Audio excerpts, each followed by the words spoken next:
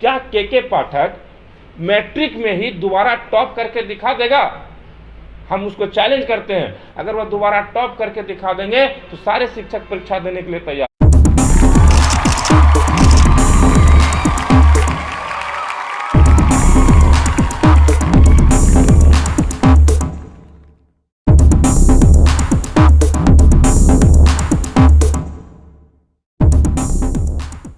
बहुत ही दयनीय स्थिति में है। लोग प्राइवेट स्कूल की ओर भाग रहे हैं और सरकारी स्कूल की ओर लोग गरीब के बच्चा ही पढ़ पाते हैं। तो क्यों, कैसे इसका सुधार होगा और नीतीश कुमार क्या कर रहे हैं? देखिए, नीतीश कुमार जी पूरी तरह से शिक्षा व्यवस्था पर विफल हैं। अगर इनको शिक्षा व्यवस्था सुधारना हो तो एक स्कूल एक किताब चला दे, नहीं तो नहीं सुधरेगा। नीतीश कुमार जी की जो शिक्षा व्यवस्था पर भी नीति है, बिहार की शिक्षा व्यवस्था को पूरी तरह से चौपट करने का है। शिक्षकों को इतना मानसिक रूप से प्रताड़ित कर रहे हैं, चाहे महिलाएं हो या पुरुष शिक्षक। जब वो स्वस्थ मानसिक रूप से नहीं रहेंगे तो बच्चों को अच्छी शिक्षा कैसे देंगे? उसको है कि सुबह 5 बजे भोरे निकलना है अभी के टाइम में, और गर्मी में 12 बजे निकलेंगे तो बच्चे को भी मानसिक रूप से प्रताड़ित होगा और उसके ऊपर भी मानसिक प्रताड़ना है। वही जब डे क्लास चलता है तो 5 बजे शाम तक कहीं पढ़ाई होती है। इनको तो शिक्षा व्यवस्था को चौपट करना। मानसिक रूप से जब शिक्षक ही स्वस्थ नहीं रहेंगे तो शिक्षा व्यवस्था तो बर्बाद हो जाएगी। नीतीश कुमार जी को अगर शिक्षा का प्लान बनाना है, बेहतर बिहार की शिक्षा व्यवस्था को करना है, तो पहला काम करे, एक स्कूल एक किताब चलाए और इससे बिहार की शिक्षा व्यवस्था सुधर जाएगी। नहीं तो देख लीजिए, अगर बड़े स्कूल की बात करें, बड़े स्कूल में कौन लोग पढ़ते हैं? पैसे वाले के बच्चे पढ़ते हैं, गरीब के बच्चे सरकारी विद्यालय में पढ़ते हैं। सरकारी विद्यालय में एनसीईआरटी की किताबें चलती है और बड़े स्कूल में चले जाइए, दिल्ली पब्लिक स्कूल में आर.डी. शर्मा की किताबें चलती है, धनपत राय एस लौनी की बुक चलता है, और सरकारी विद्यालय की क्या स्थिति है? इससे शिक्षा व्यवस्था वो समानता है और नीतीश कुमार जी नहीं चाहते हैं कि गरीब के बच्चे पढ़े। जिस दिन गरीब लोग पढ़ने लगेंगे, सामाजिक समरसता आएगी। इनके जो ये लोग जो नेता लोग जो बड़ी बड़ी भाषण दे करके लोगों को बहकाते हैं, पढ़ लिख के समझदार हो जाएगा तो इनके बहकावे में नहीं आएंगे। वो लोग अच्छे प्रतिनिधि चुनने लगेंगे, विकास की बात करने लगेंगे, धर्म के नाम पर नहीं लड़ेगा।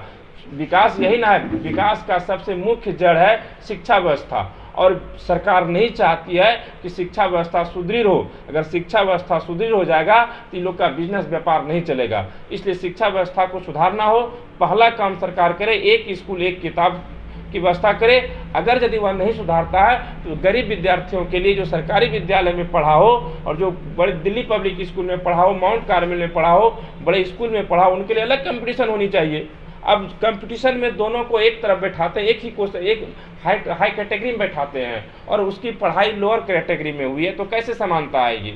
उसमें 100 में 1-2 बच्चे निकल जाए तो काफ़ी हैं, और इनके जो जितने बच्चे पढ़े स्कूल में पढ़ते सब हाई क्वालिफाइड हैं, इसलिए इनकी बराबरी में कभी वो बच्चा नहीं आ सकता है। इसलिए सरकार से को अगर यदि शिक्षा व्यवस्था सुधारना है, सबसे पहले समान शिक्षा प्रणाली लागू करे, ताकि अमीर हो या गरीब, चाहे किसी जाति विशेष का बच्चा हो, सब एक स्कूल में पढ़े, एक समान पढ़े।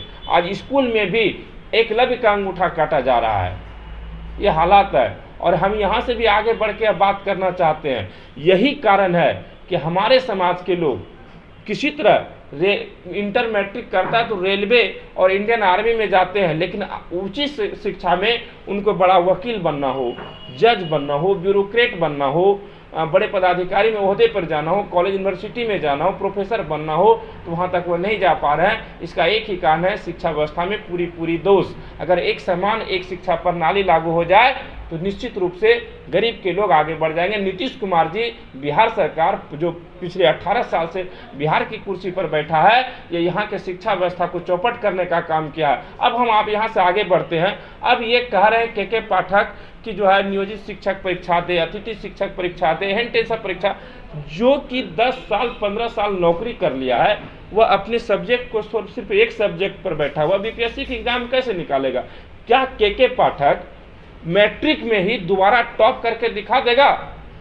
हम उसको चैलेंज करते हैं। अगर वह दोबारा टॉप करके दिखा देंगे तो सारे शिक्षक परीक्षा देने के लिए तैयार हैं, लेकिन मानसिक रूप से वह स्वस्थ नहीं है। वह चाहते हैं कि शिक्षक टॉर्चर हो, मानसिक रूप से जो है वो स्वस्थ रहे, ताकि बच्चों को अच्छी शिक्षा नहीं दे पाए। ये सरकार की नीति है, इसीलिए के पाठक को यहाँ लाया गया है और के पाठक यही कर रहे हैं। अमर पटेल उर्फ अमरनाथ मंडल मेरा नाम है। मैं भागलपुर से हूँ और धानुक एकता मंच के बिहार प्रदेश का प्रधान महासचिव हूँ।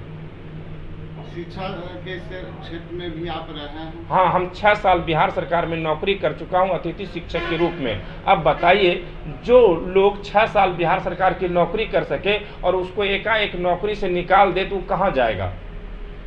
कहाँ जाएगा? क्या ये अग्निवीर की तरह ये शिक्षावीर बना रहे हैं ना तब लोगों को? कैसे पढ़ाएंगे? आज देखिए, गरीब के बच्चे, किसान के बच्चे किसी तरह से इंडियन आर्मी में जाते थे और आज इंडियन आर्मी को ये लोग क्या कर दिया, सबसे ज़्यादा नौकरियां इंडियन आर्मी में होता था और उसको आज अग्निवीर बना दिया। 4 साल की नौकरी करेगा, रिटायर करके घर आ जाएगा। रेलवे ग्रुप डी में लोग पढ़ के जाते थे, मैट्रिक इंटर करके ग्रुप डी में, आज उसका जो है निजीकरण कर दिया।